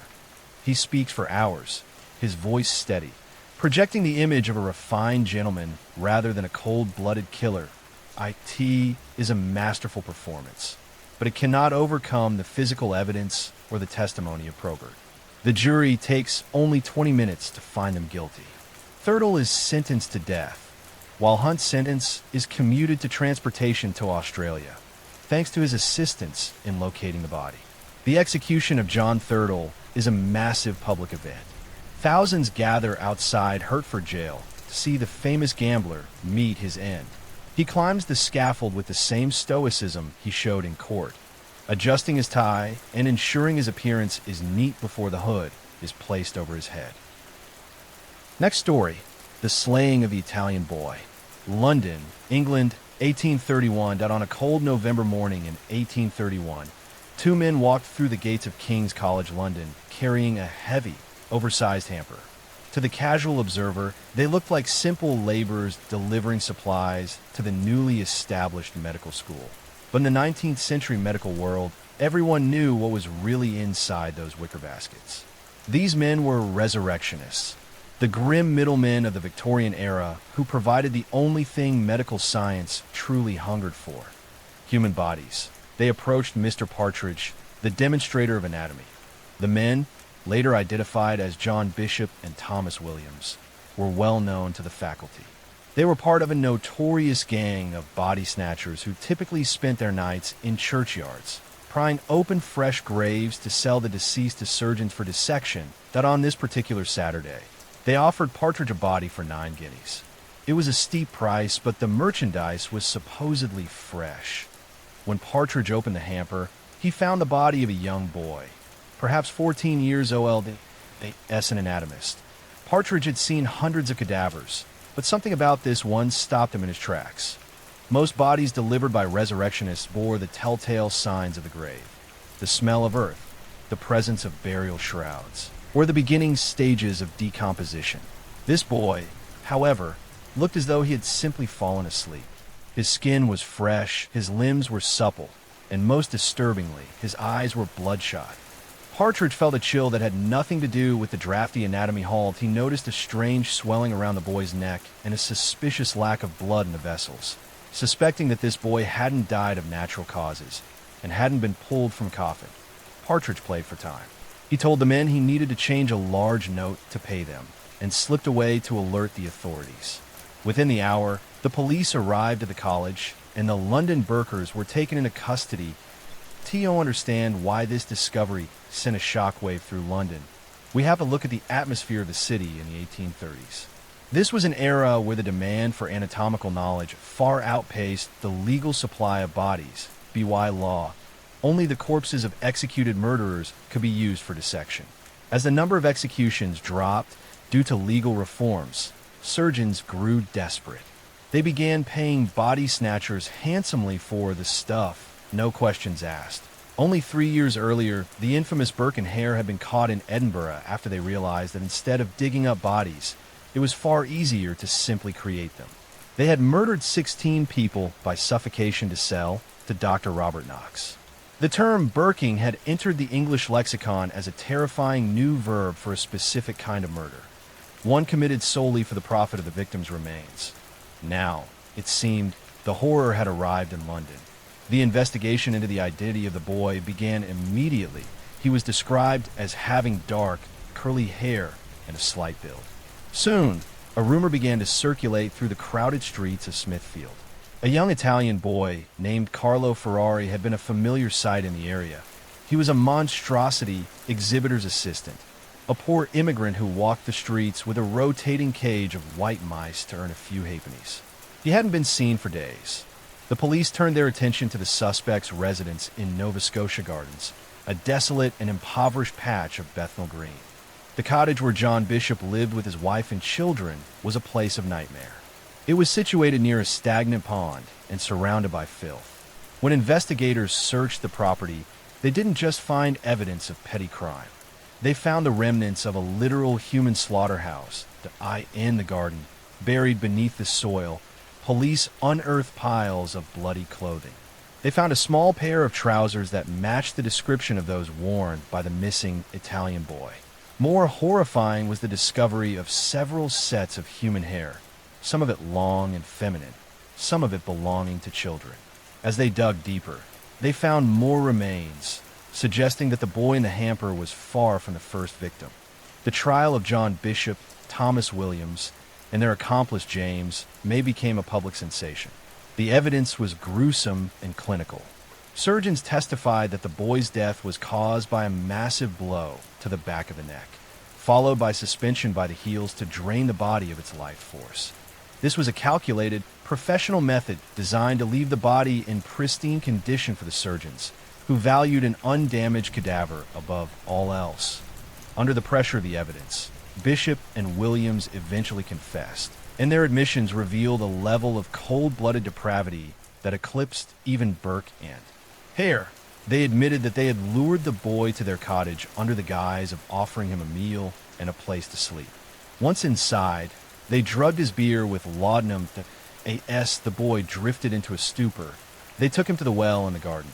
They tied a cord around his ankles and lowered him headfirst into the water. They didn't want to mark his body with signs of struggle or strangulation, as that would lower his market value. They simply held him underwater until he stopped moving. Once he was dead, they hauled him out, packed him into the hamper, and set off for King's College to make their sale. But the confession didn't stop with the Italian boy. Bishop admitted that they had been active for 12 years and had sold between 500 and 1,000 bodies to various hospitals. Most of these were stolen from graves, but the line between grave robbing and murder had eventually blurred. He confessed to the murder of a destitute woman named Frances Pigburn. She had been wandering the streets with her young child, looking for a place to stay. Bishop had offered her a room, drugged her, and murdered her in the same fashion as the boy. Her body was sold to St. Thomas's Hospital for 8 guineas. Even more heartbreaking was the confession regarding a young boy named Cunningham. He was a street urchin who lived by his wits in the markets. Bishop had found him sleeping in a pigsty. He offered the boy a warm place to sleep, but instead, he delivered him to the same watery grave in the Bethnal Green Garden. The cold indifference with which Bishop described these acts chilled the jury to the bone. They weren't killing out of passion or revenge. They were simply harvesting the poor for profit. The public reaction was one of pure, unadulterated fury. On the day of the execution in December 1831, a crowd of over 30,000 people gathered outside Newgate Prison. The atmosphere was described as a moral earthquake. The people of London were not just angry at the murderers. They were angry at a system that allowed the bodies of the poor to be treated as a commodity. A.S. Bishop and Williams were led to the gallows. The crowd erupted in a roar of execration. The hatred was so intense that the hangman had to hurry the proceedings to prevent a riot. After the trapdoor fell and the men were pronounced dead, their bodies were taken, in a final, poetic irony, to the very place they had tried to profit from. They were delivered to the Royal College of Surgeons for dissection. The case of the Italian boy was the final straw for the British government. The horror of Burking had proven that the existing laws were not only inadequate, but were actively incentivizing murder. The poor lived in terror that a trip to the local infirmary or a night spent on the streets would end with their bodies on a dissection table. In 1832, Largely as a direct result of this case, Parliament passed the Anatomy Act. This landmark legislation completely overhauled how medical schools obtained cadavers. It ended the era of the resurrectionists by allowing people to donate their bodies to science and, more controversially, by granting the state the right to claim the unclaimed bodies of those who died in workhouses or hospitals. While the act was criticized for further victimizing the poor, it effectively killed the black market for human remains. Carlo Ferrari, the boy with the white mice, became a symbol of the forgotten people of the Victorian era, those who lived in the shadows of the great city and whose lives were valued only after they were gone. The cottage in Nova Scotia Gardens was eventually torn down, and the stagnant ponds were filled in. The area is now part of a quiet residential neighborhood, with no markers to indicate the horrors that took place there. But in the annals of true crime, the slaying of the Italian boy remains one of the most significant cases in history. It was the crime that forced a nation to look at the value of a human life and changed the face of medicine forever. Next story, the murder of Officer William Simmons. New York City, New York, 1877. The streets of Manhattan in the late 1870s were a labyrinth of shadow, steam, and soot. This was an era before the neon hum of Times Square, a time when the city was lit by the flickering, unsteady glow of gas lamps that struggled to pierce the thick Atlantic fog. Below the surface of the Gilded Age's growing opulence lay a desperate, sprawling underworld, a place where life was cheap and the law was often just a thin blue line of men armed with little more than a wooden baton and a heavy wool coat. On the night of August 15th, 1877, one of those men would walk into a darkness from which he would never return, sparking a manhunt that would grip a city already on edge. Patrolman William Simmons was, by all accounts, a man who commanded respect. A veteran of the force with nearly a decade of service under his belt, he was assigned to the 27th Precinct, patrolling the docks and tenements of the Lower West Side. It was a brutal beat, a territory defined by the constant transit of sailors, laborers, and the opportunistic predators who fed on them. At 40 years old, Simmons was a husband and a father, a man who understood the rhythm of the city's heart. He knew which alleys to avoid and which figures in the shadows were merely looking for a place to sleep, and which were looking for blood. The evening began with a deceptively quiet heat. The humidity clung to the cobblestones as Simmons checked in for his midnight shift. He adjusted his brass-buttoned frock coat and checked his equipment. In 1877, the New York City Police Department was still evolving, but the dangers were timeless. As Simmons walked his route along the darkened piers of the North River, he wasn't just a peacekeeper. He was a target. Around 2 a.m., the silence of the waterfront was shattered. A frantic citizen spotted Simmons near the corner of Leroy and West Streets. The officer was pursuing two men who had been spotted attempting to break into a warehouse filled with valuable merchant goods. This was the bread and butter of the city's criminal element. Organized theft rings that could strip a building bare in the time it took a patrolman to walk a single block. Simmons, showing the physical prowess that had kept him on the force for 10 years, managed to corner one of the suspects. A struggle ensued, a desperate, lung-bursting scuffle against a brick wall. The suspect, later identified as a local career criminal with a history of violent outbursts, wasn't going to go quietly. As Simmons attempted to secure the man's hands, the second suspect, who had initially fled into the shadows, reappeared. He didn't come back to surrender. He came back to finish it. Witnesses would later describe a flash of steel in the dim lamplight. A heavy, single-edged blade was driven with terrifying force into the officer's side, finding the gap where his heavy coat offered no protection. Simmons let out a cry that echoed off the damp warehouse walls, his grip loosening as the life began to pour out of him. The two men didn't hesitate. They didn't check for a pulse or offer a moment of remorse. They vanished into the labyrinth of the waterfront, leaving a dying man to bleed out on the cold stones. When help finally arrived, summoned by the whistle of a nearby night watchman, they found Simmons slumped against a shipping crate. His face was ash gray, his hands clutching a wound that no surgeon of the time could truly mend. They rushed him to the nearby St. Vincent's Hospital, the carriage wheels rattling violently over the uneven streets, but the damage was done. William Simmons, a man who had survived a decade of New York's worst, passed away shortly after arrival. The city woke up to a sense of profound outrage. In the 19th century, the murder of a police officer was seen not just as a crime against an individual, but as a direct assault on the fabric of civilization itself. The headlines were sensational, demanding blood for blood. The police commissioners immediately authorized a massive dragnet, flooding the West Side with plainclothes detectives and uniformed officers who were given a simple directive: find the men who killed Simmons by any means necessary. The investigation led them deep into the slumming districts, into the basement gin joints, and crowded boarding houses where the city's unwanted resided. The detectives focused on a name that kept appearing in the whispers of informants: John Jack Reynolds. Reynolds was a known associate of the waterfront gangs, a man described as having a vicious temperament and a complete lack of regard for authority. Days turned into a week of high-tension searching. The police were knocking down doors, squeezing every petty thief and pickpocket for information. Finally, a tip came in. Reynolds had been seen hiding out in a tenement on Washington Street, just blocks away from where the murder had occurred. It was the ultimate act of audacity, hiding in plain sight within the very shadow of his crime. The raid was swift. When the officers burst through the door, they found Reynolds huddled in a corner, a shell of the man who had supposedly boasted about sticking a copper.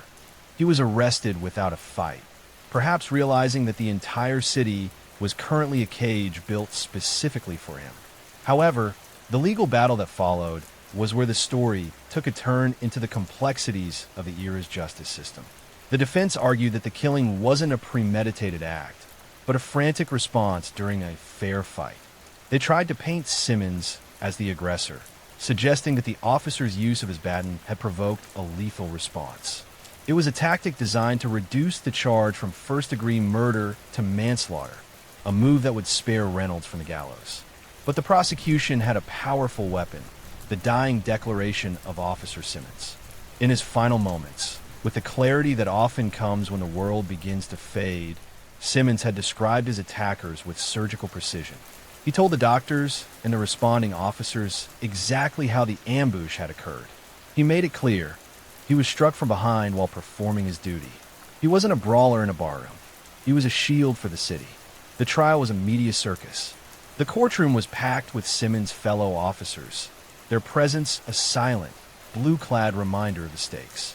When the verdict was read, guilty of murder in the first degree, a cheer reportedly went up that could be heard in the streets outside. The sentencing was a grim reflection of 19th century morality. The judge, in a stern address that was printed in full by the New York Times, spoke of the sacred nature of the officer's oath. He sentenced Reynolds to death by hanging. In the months leading up to the execution, Reynolds reportedly found religion, seeking a peace in the next world that had violently stolen from William Simmons in this one. On the day of the execution at the infamous Tombs prison, a heavy silence fell over the city. Thousands gathered outside the granite walls, not in celebration, but in a somber recognition of the cycle of violence. When the trapdoor dropped, it closed a chapter on one of the most high-profile killings of the decade. But the story of William Simmons didn't end with the death of his killer. His sacrifice became a rallying cry for police reform. It highlighted the vulnerability of solo patrolmen on the waterfront and led to the implementation of double patrolling in high-crime areas. It also led to better pension support for the families of fallen officers, a small but vital legacy for the wife and children Simmons left behind. Today, the corner of Leroy and West Streets looks nothing like it did in 1877. The cobblestones are gone, replaced by asphalt. The gas lamps have been swapped for high-intensity LED streetlights. The warehouses have been converted into luxury lofts and high-end galleries. But if you stand there late at night, when the traffic dies down and the fog rolls in off the Hudson, you can almost hear the rhythmic footfalls of a man in a heavy wool coat, watching over a city that has long since forgotten his name. What makes the Simmons case so haunting isn't just the violence of the act, but the era in which it occurred. This was a New York in transition, caught between the lawlessness of the frontier and the bureaucracy of the modern age. It was a time when a single man with a badge was the only thing standing between a citizen and the chaos of the shadows. And on that August night, the shadows won, but they didn't have the last word. Next story, the murder of Eliza Grimwood. Waterloo, London, 1838.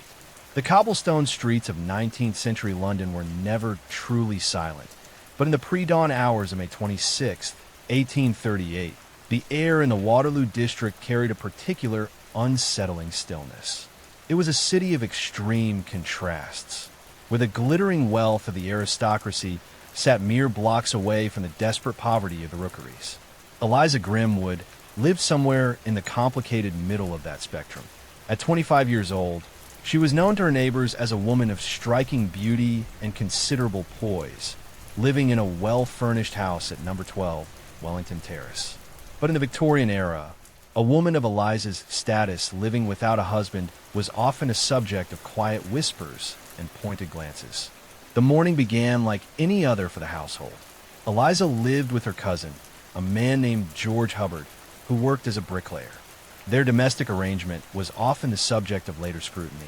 But that morning, the routine was shattered by a discovery that would become one of the most sensational and frustrating mysteries in the history of the Metropolitan Police. When George Hubbard went to check on Eliza after she failed to emerge for breakfast, he found her bedroom door slightly ajar. What he encountered inside was a scene of such calculated brutality that it seemed to belong more to a nightmare than to the quiet residential street of Wellington Terrace.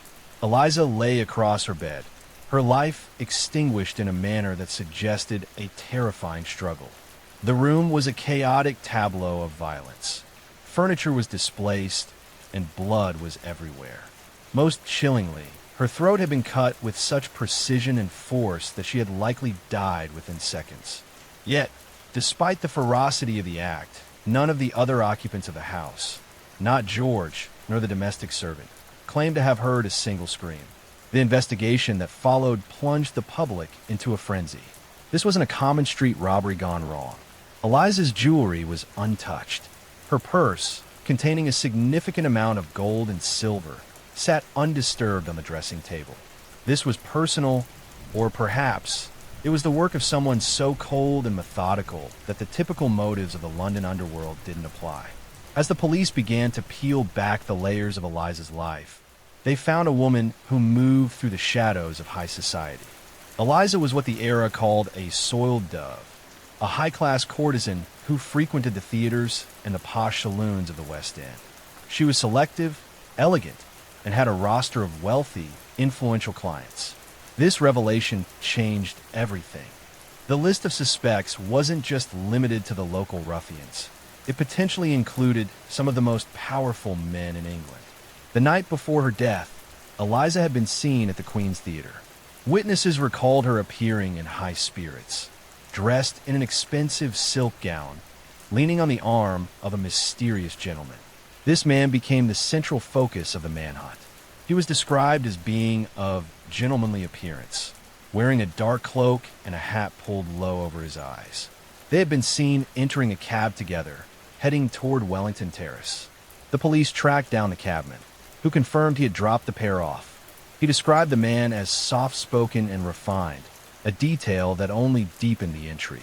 If Eliza's killer was a member of the upper class, the police were walking a tightrope.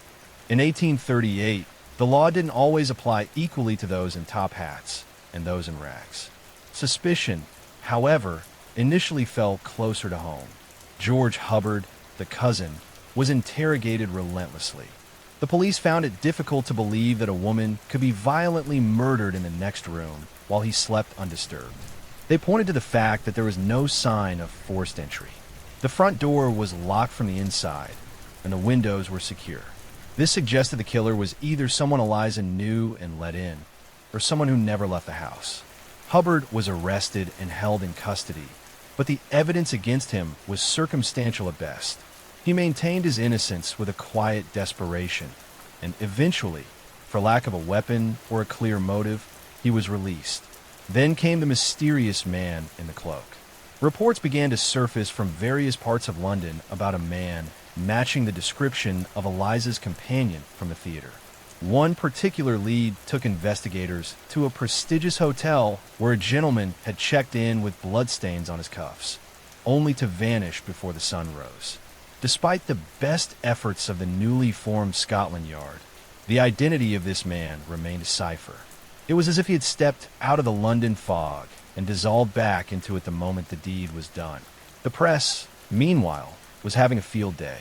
The Waterloo murder was the first great whodunit of the tabloid age. Every day, newspapers like the Morning Chronicle and the Times published sensationalist theories. They speculated on the nature of Eliza's injuries, the secret lives of her clients, and the incompetence of the police. The public was obsessed. Eliza became a tragic figure, a woman whose beauty had led her into a world of danger that eventually claimed her life. However, beneath the sensationalism, the investigation was hitting a brick wall. The lead investigator, Inspector Nicholas Pierce, was one of the most capable men in the force, but he was dealing with a crime scene that had been compromised by well-meaning neighbors and a lack of forensic science. In 1838, there was no fingerprinting, no DNA analysis, and blood spatter interpretation was non-existent. They had to rely on testimony and old-fashioned legwork. Pierce turned his attention to Eliza's work diary, a small ledger where she reportedly kept the names and appointments of her clients. To the frustration of the police, the diary was missing. If it had been stolen by the killer, it provided the perfect motive. A high-ranking official or a wealthy merchant was being blackmailed or feared exposure, and Eliza had to be silenced. The missing ledger turned the case from a local murder into a potential national scandal. Months turned into a year, and the trail went cold. The reward for information remained unclaimed. The man in the cloak was never found. But the case of Eliza Grimwood refused to stay buried in the archives. It had a strange, lingering effect on the English psyche. It is widely believed by historians and literary scholars that this specific murder deeply influenced a young writer who was living in London at the time, Charles Dickens. Dickens was known to be fascinated by the case. He lived nearby and followed the reports with an intensity that bordered on obsession. Many believe that the character of Nancy in Oliver Twist, who suffers a similarly brutal and silent fate at the hands of Bill Sikes, was Dickens' way of processing the horror of the Grimwood murder. The image of the fallen woman with a heart of gold, murdered by a man she trusted, became a recurring theme in Victorian literature, largely sparked by the reality of what happened at Wellington Terrace. But the most shocking twist in the Eliza Grimwood story wouldn't come until years later, in the form of a deathbed confession. In the late 1840s, a man in a London infirmary, dying of a wasting disease, allegedly claimed to have been the one who accompanied Eliza home that night. He spoke of a flash of rage, a hidden knife, and a silent exit through a back servant's entrance that the police had overlooked. However, by the time the authorities could verify his claims, the man had passed away, and his identity was lost to the chaotic records of the city's poorhouses. Was he the real killer, or just a man seeking a final bit of infamy? As the decades passed, the case became a benchmark for the great unsolved. It predated the Jack the Ripper murders by 50 years, but the parallels were haunting.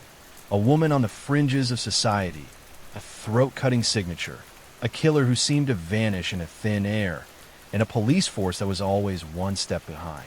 Some even theorized that the Ripper might have been a student of the Grimwood case, though the timeline makes a direct connection unlikely. The tragedy of Eliza Grimwood is more than just a ghost story from the 19th century. It represents the vulnerability of women in a society that used their services but refused to protect them. Eliza had created a life of relative comfort for herself in a world designed to keep her down, only to be ended by a shadow she invited in. To this day, number 12, Wellington Terrace is gone, replaced by modern developments and the ever-changing face of the London Waterloo area. But the mystery remains. Who was the man in the dark cloak? Why did Eliza's cousin hear nothing? And what was written in the ledger that was worth a woman's life? The investigation officially remains open, though it has been over 180 years since a new lead was followed. Eliza lies in an unmarked grave, a silent witness to a crime that redefined how the world looked at the dark corners of London. In the end, Eliza Grimwood wasn't just a victim of a knife. She was a victim of a city that was too busy looking the other way to see the killer standing right in front of them. Next story, the murder of Dr. George Parkman. Boston, Massachusetts, 1849. In the mid-19th century, Boston was a city that considered itself the Athens of America. It was a place of high culture, rigid social hierarchies, and the esteemed halls of Harvard University. But in November 1849, the cobblestone streets of Beacon Hill were rocked by a crime so gruesome and so scandalous that it would change the American legal system forever. It involved a wealthy philanthropist, a desperate professor, and a discovery inside a laboratory that defied the sensibilities of Victorian society. Dr. George Parkman was one of the most recognizable men in Boston. He was lean, tall, and possessed a protruding chin that gave him a formidable, almost hawk-like appearance. Though he came from one of the city's most elite families and was a retired physician, he didn't spend his days in leisure. He was a man of business, known for his punctuality and his relentless pursuit of those who owed him money. To many, he was a benevolent figure who donated land for the Harvard Medical School. To others, he was a cold-hearted creditor who would walk miles just to collect a few dollars in interest. On Friday, November 23rd, 1849, Dr. Parkman left his home for a typical day of errands. He was seen throughout the morning, at the grocery store, at the bank, and walking with his usual brisk, rhythmic pace toward the West Boston Bridge. Around 1:30 p.m., witnesses spotted him entering the building of the Massachusetts Medical College. He was never seen alive again. When the clock struck dinner time and the doctor had not returned, his family grew concerned. Dr. Parkman was a man of absolute habit. He was never late. By the next morning, the concern had turned into a frantic search. The Parkman family was one of the wealthiest in the city, and the Boston Police Department spared no effort. They scoured the city, dragged the Charles River, and distributed thousands of flyers. A massive reward was offered, yet the city remained silent. Dr. George Parkman had seemingly vanished in a thin air at the doorstep of one of the most prestigious institutions in the world. While the city searched the streets, one man inside the medical college was watching the shadows. Ephraim Littlefield was the building's janitor. He was a man who lived in the basement with his wife, and he knew every creak and groan of the floorboards. In the days following the disappearance, Littlefield's attention began to fixate on one particular individual, Dr. John Webster. John Webster was a professor of chemistry and geology. Unlike the austere and wealthy Parkman, Webster was a man of precarious standing. Though he held a prestigious title, he lived far beyond his means. He had a penchant for expensive dinner parties and a collection of rare minerals that his meager salary could not support. To bridge the gap, Webster had borrowed heavily. His primary creditor was Dr. George Parkman. Littlefield noticed that Webster's behavior had shifted dramatically. The professor, usually distant but professional, had become strangely erratic. He had locked himself in his laboratory for days, keeping a fire roaring in the furnace at all hours, something unheard of during a mild November. When Littlefield tried to enter the lab to clean, he found the doors bolted from the inside. He even felt the walls near the laboratory's furnace. They were hot to the touch. The janitor's suspicion turned to dread when he recalled a conversation he'd overheard. Parkman had been hounding Webster for months over a debt. It was later revealed that Webster had used a collection of minerals as collateral for a loan from Parkman, only to then use those same minerals as collateral for a second loan from another man. When Parkman found out about this double dealing, he was livid. He had reportedly confronted Webster, calling him a scoundrel and a thief, and had gone to the medical college that Friday afternoon to collect his money once and for all. Littlefield knew he couldn't just go to the police with a hunch against a Harvard professor. He was a janitor. Webster was an elite. If he was wrong, he would lose his livelihood. But the smell coming from the laboratory, a heavy, sickly scent that Webster tried to mask with strong chemicals, became unbearable. Driven by a mixture of curiosity and a chilling realization, Littlefield decided to take matters into his own hands.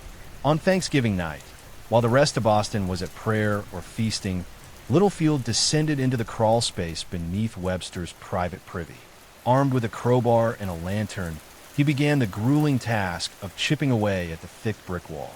He worked in the dark, terrified that the professor would return and find him. After hours of labor, he finally broke through. Holding his lantern up to the opening, Littlefield's blood ran cold.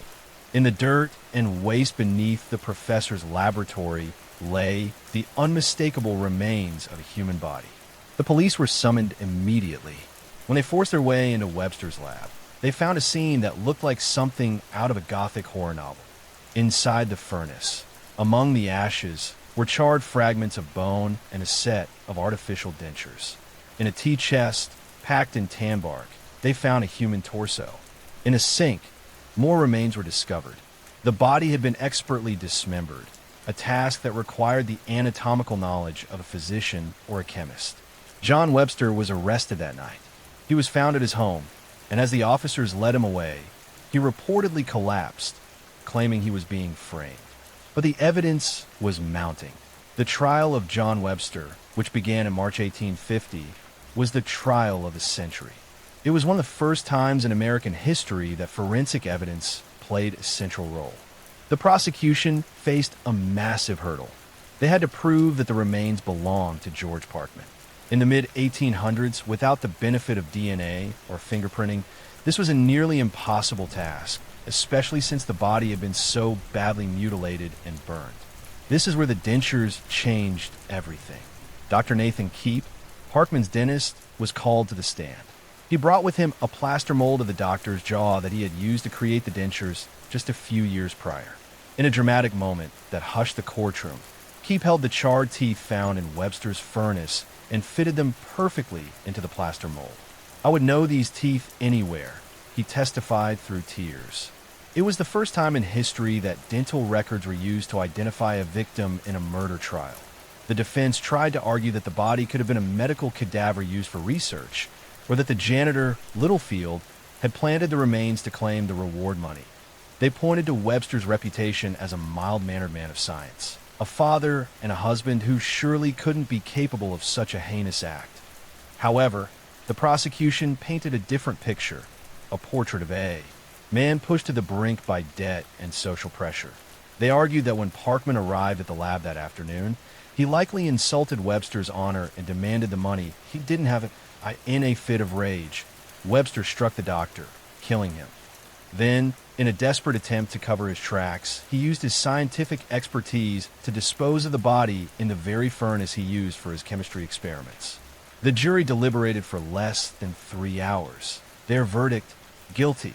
While Webster initially maintained his innocence, he eventually issued a full confession while awaiting execution. He claimed that Parkman had been aggressive and violent in his demands for payment, and that he had struck the doctor in a moment of passion with a heavy piece of wood.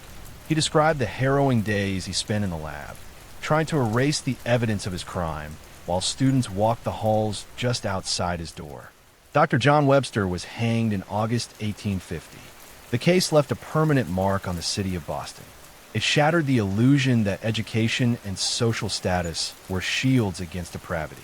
It also established the Shaw Instructions, a set of legal guidelines regarding the preponderance of evidence and reasonable doubt that are still cited in courtrooms today. Dr. George Parkman, the man who spent his life collecting debts, ultimately paid the highest price for one. And John Webster, the man who sought to maintain a life of prestige, saw his legacy reduced to ash in the very furnace where he had hoped to hide his sins. The halls of Harvard Medical School remained, but the echoes of that Friday afternoon in November would linger for generations, a reminder that behind the most polished doors, the darkest impulses of the human heart can still reside. Next story, the Tay Bridge Disaster Criminal Inquiry. Dundee, Scotland, 1879. The evening of December 28, 1879, was not merely cold, it was violent. A hurricane-force gale was screaming across the east coast of Scotland, funneling through the Firth of Tay with a ferocity that made the stone buildings of Dundee shudder. Residents stayed indoors, huddled by coal fires, listening to the wind howl like something possessed. But for the passengers of the evening train from Edinburgh to Dundee, there was no shelter from the elements. They were traveling toward one of the greatest engineering marvels of the Victorian age, the Tay Bridge. Stretching nearly 2 miles across the icy water, the bridge was a spindly, elegant ribbon of iron. It was the longest bridge in the world, a symbol of British industrial dominance and the personal triumph of its designer, Thomas Bouch. As the lights of the train flickered in the darkness, the engine crept onto the tracks. The signalman at the south cabin watched the tail lamps of the last carriage disappear into the spray and the gloom. He expected to see the train emerge on the other side within minutes. It never did. In the middle of the Firth, a section of the bridge known as the High Girders had simply vanished. When the train reached that central span, the iron lattice buckled, snapped, and plummeted into the churning black water below. There were no survivors. 75 men, women, and children were lost to the tide. But as the shock subsided and the bodies were pulled from the wreckage, the grief turned to a burning question that would spark one of the most intense criminal and civil inquiries in history. Was this an act of God, or was it a case of systemic, lethal negligence? Thomas Bouch had been knighted for this bridge. Queen Victoria herself had traveled across it. It was supposed to be his legacy. Instead, it became a crime scene of unprecedented proportions. To understand the disaster, the inquiry had to look back at the very bones of the bridge. The investigation, led by Henry Rothery, focused on a terrifying reality. The bridge was built on a foundation of lies and cost-cutting. As investigators began to pull the twisted iron from the riverbed, they found something disturbing. The columns that supported the high girders weren't solid. They were hollow cast iron, bolted together with lugs that were far too thin for the stress they were meant to carry. Witnesses from the foundry where the iron was cast began to come forward, and their testimony sounded more like a horror story than a construction report. They spoke of burning on, a practice where cracks or holes in the cast iron were filled with a mixture of resin and iron filings, known in the trade as Beaumont egg. This wasn't a structural fix, it was a cosmetic one. They were literally painting over the cracks of a bridge that carried hundreds of lives every day. When the wind hit those columns, the Beaumont egg crumbled and the structural integrity of the bridge went with it. But the physical defects were only half the story. The inquiry turned its sights on Sir Thomas Bouch himself. During the questioning, a devastating pattern of arrogance and oversight emerged. Bouch was a man of the railway age, a visionary who was used to getting things done. However, he had ignored a fundamental law of nature, wind pressure. When asked how he calculated the lateral force the wind would exert on the massive spans, Bouch admitted he hadn't made any specific calculations for the Tay Bridge. He had relied on outdated figures from decades prior, figures meant for much smaller structures in much less exposed locations. The inquiry heard from local residents who had traveled on the train in the months leading up to the collapse. They described a terrifying sensation of the bridge swaying and rattling as if it were held together by string. One regular commuter testified that the vibration was so intense that he would hold onto his seat for dear life, watching the water through the gaps in the floorboards. Reports of loose bolts falling into the water were common. Maintenance crews had been seen tightening bolts that had simply shaken free under the weight of passing trains. Yet no one in the North British Railway Company saw fit to halt traffic. As the court proceedings continued, the atmospheric pressure in the room was as heavy as the storm that had brought the bridge down. The lead investigator, Rothery, didn't hold back. He described the bridge as badly designed, badly constructed, and badly maintained. He pointed the finger directly at Bouch, stating that for years, the engineer had been aware of the defects, but had chosen to ignore them in favor of project completion and reputation. The inquiry eventually concluded that the bridge had failed because the cross-bracing was insufficient to handle the wind, but the criminal element of the negligence lay in the systemic failure of oversight. The lugs had snapped, the bolts had slipped, and the cast iron had shattered like glass because it was never fit for the purpose. The fallout was swift and brutal. Thomas Bouch's reputation was obliterated. His next major project, a massive bridge across the Firth of Forth, was immediately canceled, and the design was handed to other engineers who would build a structure so over-engineered it would never suffer the Tay's fate.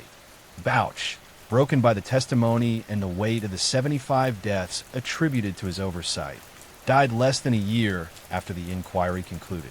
Many said he died of a broken heart. Others said it was the weight of the iron. The Tay Bridge disaster inquiry changed the world of engineering forever. It ended the era of guesswork and cosmetic fixes. It established the legal precedent that an engineer's responsibility doesn't end when the ribbon is cut. It continues for as long as the structure stands. Today, if you stand on the banks of the Tay at low tide, you can still see the stumps of the original piers rising out of the water like grave markers. They sit right next to the new bridge, a permanent reminder of what happens when the pursuit of prestige and the cutting of costs take priority over human life. The disaster wasn't just a failure of iron and stone. It was a failure of character, a tragedy written in Beaumont egg and broken lugs.